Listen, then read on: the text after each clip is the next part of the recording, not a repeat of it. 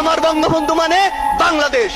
বঙ্গবন্ধুর উদ্দেশ্যে বলতে চাই, ওরা ভেবেছিল তোমাকে হত্যা করলেই হয়ে যাবে সব শেষ, ভাবেনি ওরা বঙ্গবন্ধু মানেই বাংলাদেশ। বঙ্গবন্ধু ধীরে ধীরে আমার বঙ্গবন্ধু হয়ে উঠলেন, সেই গল্পগুলো আজকে আপনাদের শোনাতে চাই। 1967 সালের কথা, বঙ্গবন্ধু তখন জেলে অন্তরীণ। বঙ্গবন্ধুর সাথে দেখা করতে গিয়েছেন তার পরিবার, সাথে ছিল 2 বছর বয়সে শেখ রাসেল। শেখ রাসেল বঙ্গবন্ধুকে বলল, বাবা বাড়ি চলো। বঙ্গবন্ধু বলল, তুমি তোমার মায়ের বাড়িতে যাও, আমি এখানে থাকি, আমাকে মাঝে মাঝে দেখতে এসো। এরপরে কারাগারে রোজ নামছে। বঙ্গবন্ধু বলেছিলেন, আমাদেরও খারাপ লাগে, আমাদেরও কষ্ট হয়, কারণ শত হলো আমরা মানুষ, শত হলো আমি ওর জন্মদাতা পিতা। বঙ্গমাতা একবার আফসোস করে বলেছিলেন, মানুষটাকে আর কত অত্যাচার করবে, জেল থেকে বের করে জেল গেটে এনে আবার অন্য একটি মামলায় জেলে ভরে দেওয়া হয়।